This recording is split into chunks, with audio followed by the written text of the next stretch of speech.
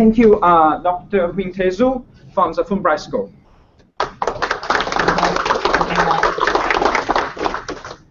So next, I would like to invite Dr. Nguyen Duc Thanh,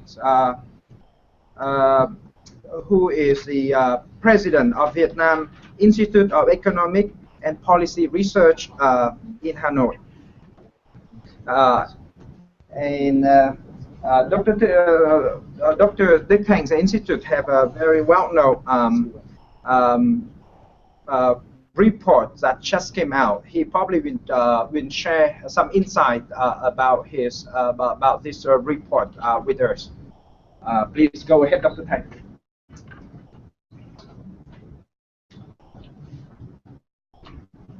In Hanoi, can you unmute the camera, the microphone in Hanoi, and tilt the camera toward Dr. Thanh, please?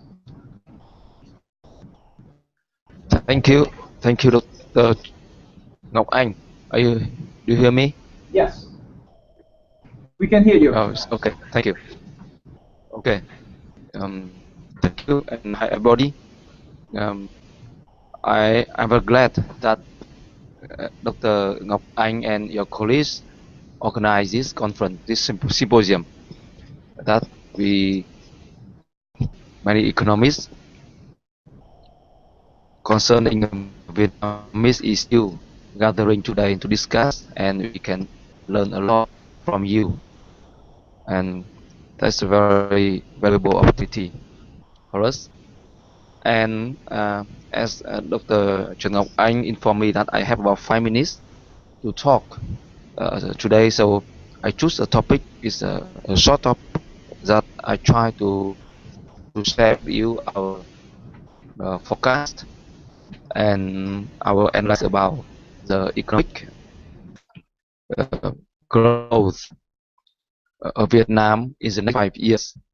And this research and we do in order to estimate the economic growth of Vietnam in the next 5 years in order for the policy making and planning in the coming party congress, just like an input for the policy formulation and strategy planning. And we learn from the paper of Professor David Davis. I found it very interesting and find many common points that we like to share. But in our presentation here, I just to show our reason in number. That what we found is that in the next 5 years, the potential economic growth of Vietnam economic growth rate is very hard to exceed 7%, as somebody or some policymakers hope or wish to have in the next 5 years.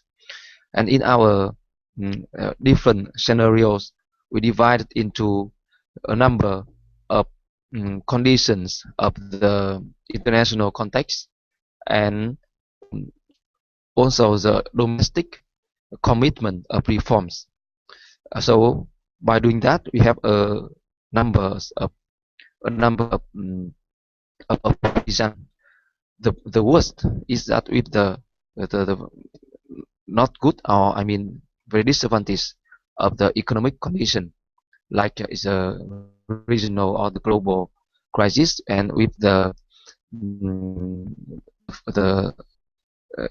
inflows of capital into Vietnam is very limited, and without a strong commitment or strong reform in Vietnam, we get the average economic growth is about 4.2% only. Yeah, and with different scenario, like in different international condition, if there is a very good favorable international condition without strong reforms, I mean we try to use momentum at this moment. By this moment, the economy may reach about 4.6% per year within the next 5 years. And we move to some kind of, we call it like a high scenario with the different condition of the international original context. We see that there is the economic growth maybe exceed 6%, like 3.3 or 3.5. But in any case, the hike is about 6.7% only. And for us, this implies that Vietnam is no more in a stage of high economic growth as before. And in our many economists and also in Professor David Davis show the economic growth of Vietnam mm, declining over the decades, and I think it's quite natural for like a diminishing return of an economy. And without kind of innovation or a breakthrough reforms, the economy will converge to a quite low economic growth. And this uh, relates to our colleagues' discussion so far, like Professor Chen Thien talking about the reforms we need in Vietnam and other colleagues here. I don't want to repeat, but what we try to say is that if we the and I just want to note that the scenario of 6 and 6.5 or 6.7 is already with a very strong reform already, not like no reform at this moment. So that is I think it can uh, help us in policy formulation and also in other strategic planning for the next 5 years. Because in Hanoi, I saw that many policymakers still believe that in the next 5 years, Vietnam, with the international integration, with new agreement or new arrangement and commitment, like Professor Thien figure out, that we will automatically have an economic growth like more than 7% in the next 5 years. So what we try to figure out is that it's really hard to get that outcomes in the next 5 years. And another point I want to discuss before I stop here, that Professor Thien mentioned about the kind of failure of the Vietnamese economy after the WTO accession. It is widely observed and shared among the economists in Vietnam, and with different ways of, proving or showing why the economy go in that region. And I think that actually this is not. I'm not. I don't follow like a historic system. That is a natural cause. Actually, we can see that the declining growth of the Vietnamese economy after the WTO actually resulted from some policy mistake of our government.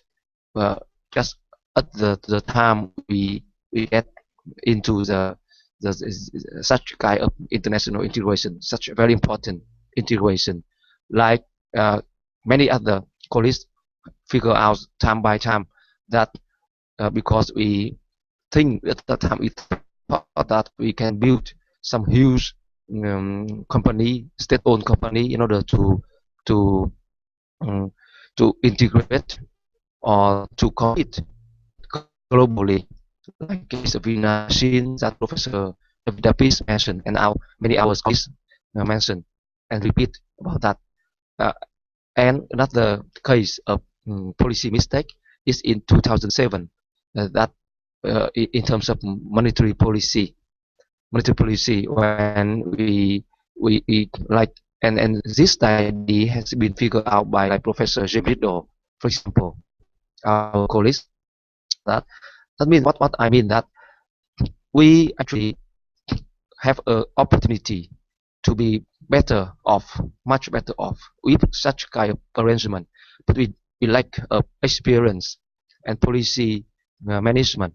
So we go to in a maybe 5 year or 7 years, of macroeconomic instability and economic growth declining, and with a very huge cost to the private sector.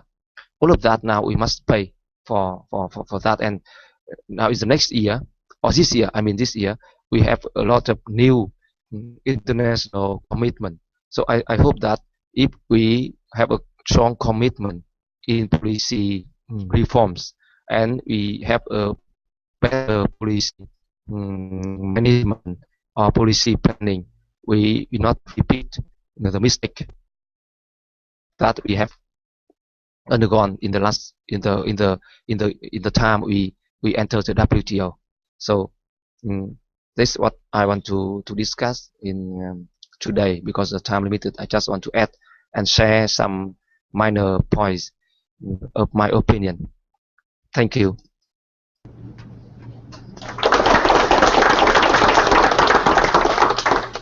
I now would like to invite comments and questions for Dr. Thanh.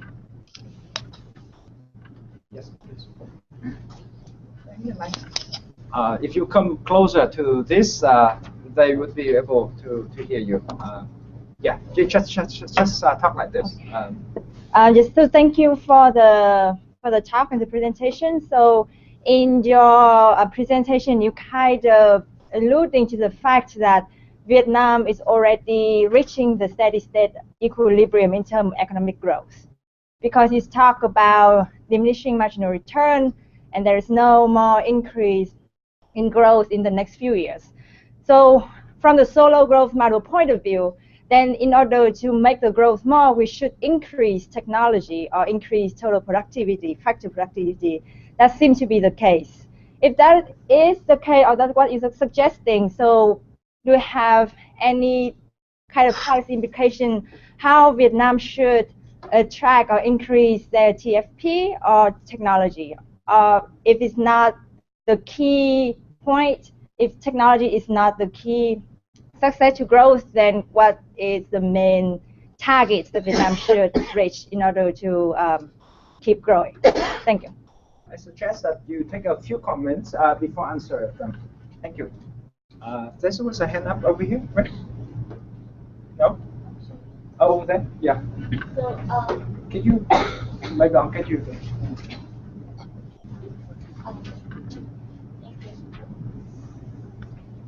Hi, my name is Will and I work at the IMF. My question for the Institute is that we talk about the effect of joining WTO and joining all these trade agreements. Are there empirical studies that the Institute is carrying so that we could have a quantitative understanding of the causal effects of trade integration, and so we can have better forecast for the next stage of joining TNP and other agreements? I'm really interested in if there are initiatives to study these questions quantitatively using empirical data or survey data or micro data. Thank you. Any further questions, comments? Okay.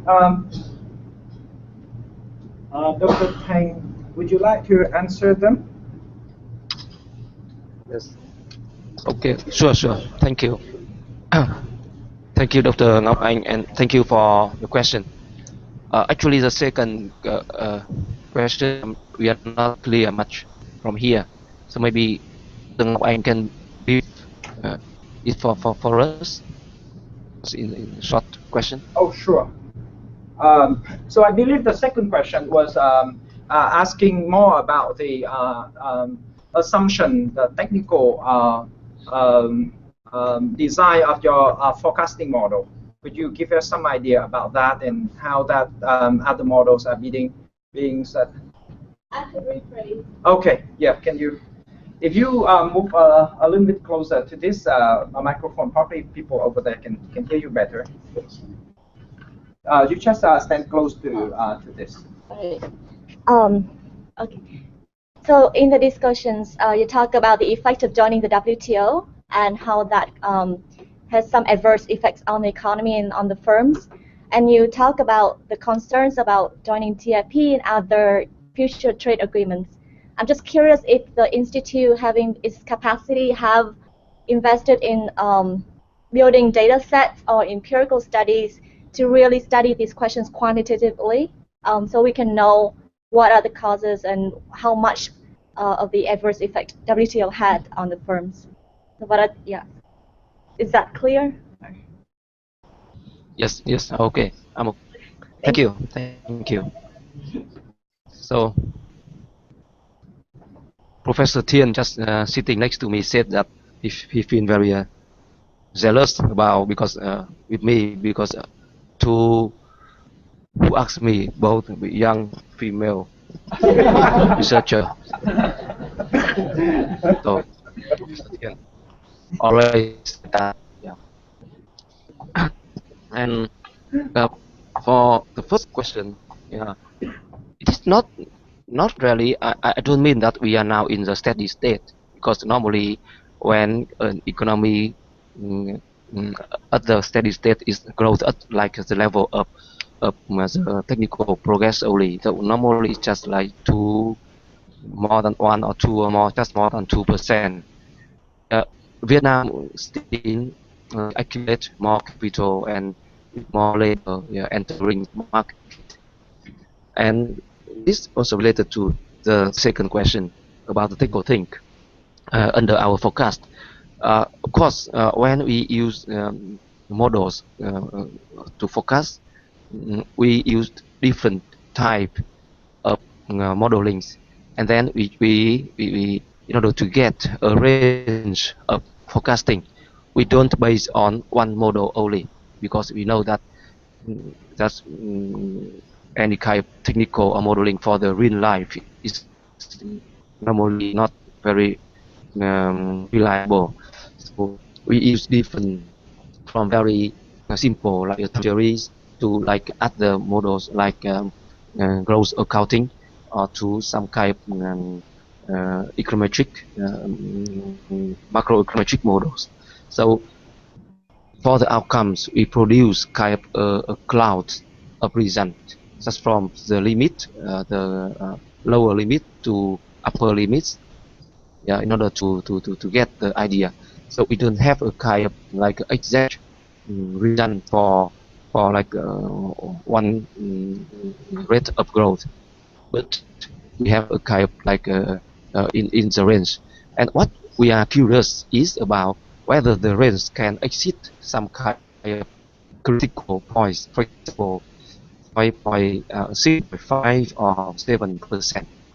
And what we found, as I mentioned, is that we found that is the economic growth in the best case of Vietnam in the next 5 years. It's very hard to exceed 7%, or actually like 6 or 0.7%. And related to technical thing, the data set or other kind of, of calculation and or simulation or econometric forecast, we use quite a standard and with different models. Yeah. From like a general equilibrium model or macroeconometric model or time series or some kind of like a VAR model, we use differently, and take the result and add it up in order to see the range, as I said. And back to the first question is about the reason how we improve or recover the high economic growth of Vietnam. Uh, I agree that FP is very important or significant, because we see now, like from the figure, Professor David, we see a TP coming in Vietnam, like coming to almost zero. And most of economists in Vietnam will also share that idea or that observation. And what we want is to improve the TFP, because in the near future, as we can calculate here, the labor force not much increased as before, normally less than 1% per year, and capital is not accumulate as strong as before, both domestically and nationally. As we strongly agree with the observation of Professor David Davis about the declining of FDI to the Vietnamese economy, especially in terms of GDP. I mean, comparing with the size of the GDP of the economy. So we mean that the primary factor like labor and capital both declining in the 5 years. So we think that and strongly believe that TFP is important to improve the economic growth. But TFP doesn't mean or that it is not identical to technology only, but is related to many things, including the institutional improvement or administrative procedure like improvement, as Professor Thien said before, and other kind of arrangement of different sector in the economy, like the state sector and the private sector, and many things. As we observe, the TFP is quite high in the early stage of the Vietnamese renovation or the reform in 1990s. So how to get the strong TFP growth is a very big question, and it's not only the problem or the issue of technology change, innovation, or economics only. It's related to the whole system, how to rearrange the our whole process and system production related to institutional setting, and also like in the second speaker said, Professor Zay said that like related to how we develop the democratic or democracy in the way of Vietnamese society, and um, another thing like Dr. Zhu said related to the development of civil society. We have many rooms to develop. Yeah. So for all of that, when we talk vision, it's quite easy.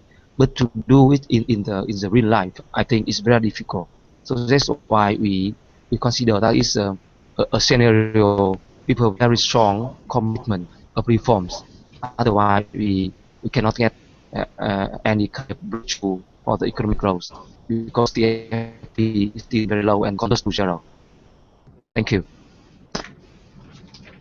Thank you, Dr. Thanh. So at the